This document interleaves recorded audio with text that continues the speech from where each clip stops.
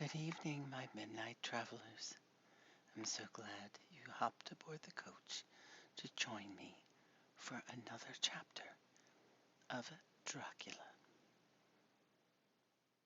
We are continuing with Jonathan Harker. He has arrived at the castle, has met the Count, and now they are getting better acquainted. We begin with journal entry dated 7 May. It is again early morning, but I have rested and enjoyed the last 24 hours. I slept till late in the day and awoke of my own accord. When I had dressed myself, I went into the room where we had supped and found a cold breakfast laid out, with coffee kept hot by the pot being placed on the hearth. There was a card on the table on which was written, "I have to be absent for a while. Do not wait for me. D." I set to and enjoyed a hearty meal. When I had done, I looked for a bell so that I might let the servants know I had finished, but I could not find one. There are certainly odd deficiencies in the house, considering the extraordinary evidences of wealth which are around me. The table service is of gold, and so beautifully wrought that it must be of immense value. The curtains and upholstery of the chairs and sofas and the hangings of my bed are the costliest and most beautiful fabrics, and must have been of fabulous value when they were made, for they are centuries old, though in excellent order. I saw something like them in Hampton Court, but there they were worn and frayed and moth-eaten. But still, in none of my rooms is there a mirror. There's not even a toilet glass on my table, and I had to get the little shaving glass from my bag before I could either shave or brush my hair. I have not yet seen a servant anywhere, or heard a sound near the castle except the howling of wolves. Some time after I had finished my meal, I do not know whether to call it breakfast or dinner, for it was between 5 and 6 when I had it. I looked for something to read, for I did not like to go about the castle until I had asked the Count's permission. There was absolutely nothing in the room, book, newspaper, or even writing materials. So I opened another door in the room and found a sort of library. The door opposite mine I tried, but found it locked. In the library I found, to my great delight, a vast number of English books, whose shelves full of them, and bound volumes of magazines and newspapers. A table in the center was littered with English magazines and newspapers, though none of them were of very recent date. The books were of the most varied kind: history, geography, politics, all relating to England and English life and customs and manners. There were even such books of references as the London Directory, the Red and Blue books, Whitaker's Almanac, and, it somehow gladdened my heart to see it, the Law List. While I was looking at the books, the door opened, and the Count entered. He saluted me in a hearty way and hoped that I had had a good night's rest. Then he went on. "I am glad you found your way in here, for I am sure there is much that will interest you. These companions," and he laid his hand on some of the books, "have been good friends to me, and for some years past, ever since I had the idea of going to London, have given me many, many hours of pleasure. Through them I have come to know your great England, and to know her is to love her. I long to go through the crowded streets of your mighty London, to be in the midst of the whirl and rush of humanity, to share its life, its change, its death, and all that makes it what it is. But alas, as yet, I only know your tongue through books. To you, my friend, I look that I know to speak. But Count, I said, you know and speak English thoroughly. He bowed gravely. I thank you, my friend, for your all too flattering estimate. But yet I fear that I am but a little way on the road I would travel. True, I know the grammar and the words, but yet I know not how to speak them. Indeed, I said, you speak excellently. Not so, he answered.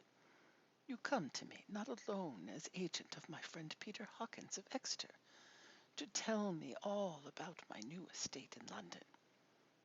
You shall, I trust, rest here with me a while, so that by our talking I may learn the English intonation. And I would that you tell me when I make an error, even of the smallest, in my speaking. I am sorry that I had to be away so long today, but you will, I know, forgive one who has so many important affairs in hand. Of course, I said, all I could about being willing, and asked if I might come into that room when I chose. He answered, yes, certainly, and added, you may go anywhere you wish in the castle, except where the doors are locked, where, of course, you will not wish to go. There is reason that all things are as they are. And did you see with my eyes and know my knowledge, you would perhaps understand. I said I was sure of this, and he went on. We are in Transylvania, and Transylvania is not England. Our ways are not your ways, and there shall be to you many strange things. Nay, from what you have told me of your experiences already, you know something of what strange things there may be. Come, tell me of London, and of the house which you have procured for me. With an apology for my remissness, I went into my own room to get the papers from my bag. Whilst I was placing them in order, I heard a rattling of china and silver in the next room, and as I passed through, noticed that the table had been cleared and the lamp lit, for it was by this time deep into the dark.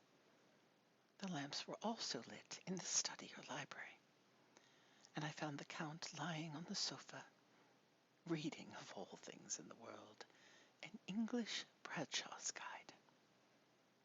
When I came in, he cleared the books and papers from the table, and with him I went into plans and deeds and figures of all sorts. He was interested in everything, and asked me a myriad of questions about the place and its surroundings. He clearly had studied beforehand all he could get on the subject of the neighborhood, for he evidently at the end knew very much more than I did. When I remarked this, he answered, well, but my friend, is it not needful that I should? When I go there, I shall be all alone, and my friend, Jonathan Harker, will not be by my side to correct and aid me. He will be in Exeter, miles away, probably working at papers of the law with my other friend, Peter Hawkins. So, we went thoroughly into the business of the purchase of the estate at Purfleet. When I had told him the facts and got his signature to the necessary papers, and had written a letter with them ready to post to Mr. Hawkins, he began to ask me how I had come across so suitable a place. I read to him the notes which I had made at the time, and which I inscribe here. At Purfleet, on a by-road, I came across just such a place as seemed to be required, and where there was displayed a dilapidated notice that the place was for sale.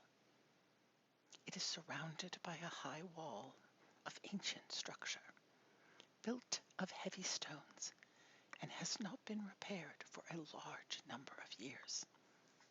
The closed gates are of heavy old oak and iron, all eaten with rust. The estate is called Carfax, no doubt a corruption of the old quatreface, as the house is four-sided, agreeing with the cardinal points of the compass. It contains in all some 20 acres, quite surrounded by the solid stone wall above mentioned.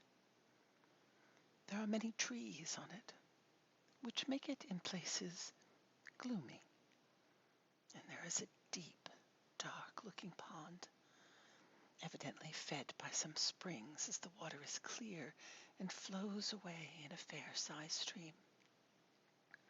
The house is very large, and of all periods back, I should say, to medieval times.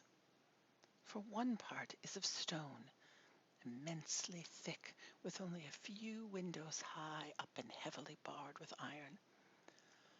It looks like part of a keep, and is close to an old chapel, or church. I could not enter it, as I had not the key of the door leading to it from the house, but I have taken with my kodak views of it from various points. The house has been added to, but in very straggling way, and I can only guess at the amount of ground it covers, which must be very great. But there are few houses close at hand, one being a very large house, only recently added to and formed into a private lunatic asylum. It is not, however, visible from the grounds.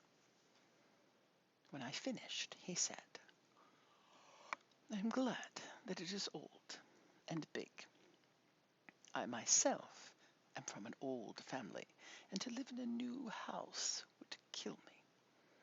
A house cannot be made habitable in a day, and after all, how few days go to make up a century. I rejoice also that there is a chapel of old times. We Transylvanian nobles love not to think that our bones may lie amongst the common dead. I seek not gaiety nor mirth, nor the bright voluptuousness of the sunshine and sparkling waters which please the young and gay. I am no longer young, and my heart, though weary of mourning over the dead, is not attuned to mirth. Moreover, the walls of my castle are broken, the shadows are many, and the wind breathes cold through the broken battlements and casements. I love the shade and the shadow, and would be alone with my thoughts when I may." Somehow his words and his look did not seem to accord, or else it was that his cast of face made his smile look malignant. Presently, with an excuse, he left me, asking me to put all my papers together. He was some little time away, and I began to look at some of the books around me. One was an atlas, which I found opened naturally at England, as if that map had been much used. On looking at it, I found in certain places little rings marked, and on examining these I noticed that one was near London on the east side, manifestly where his new estate was situated. The other two were Exeter and Whitby on the Yorkshire coast. It was the better part of an hour when the Count returned. "Aha," he said, "still at your books? Good. But you must not work always. Come, I am informed that your supper is ready." He took my arm, and we went into the next room, where I found an excellent supper ready on the table. The Count again excused himself, as he had dined out on his being away from home. But he sat, as on the previous night, and chatted whilst I ate. After supper I smoked, as on the last evening, and the Count stayed with me, chatting and asking questions on every conceivable subject, hour after hour. I felt that it was getting very late indeed, but I did not say anything, for I felt under obligation to meet my host's wishes in every way. I was not sleepy, as the long sleep yesterday had fortified me, but I could not help experiencing that chill which comes over one at the coming of dawn, which is like, in its way, the turn of the tide. They say that people who are near death die generally at the change of dawn or at the turn of the tide. Anyone who has, when tired and tied as it were to his post, experienced this change in the atmosphere can well believe it. All at once we heard the crow of a cock coming up with preternatural shrillness through the clear morning air. Count Dracula, jumping to his feet, said, "Why, there is morning again. How remiss I am to let you stay up so long. You must make your conversation regarding my dear new country of England less interesting, so that I may not forget how time flies by us." And with a courtly bow, he quickly left me.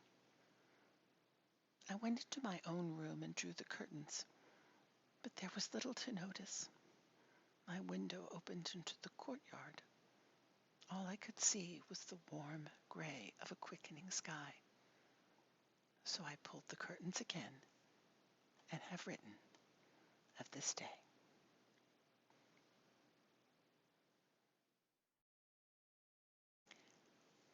That is our final bit for this evening. We'll continue in the future with Jonathan and the Count, and soon they shall be on their way to London. Oh, what adventures they will have once they arrive. In the meantime, I bid you good evening and pleasant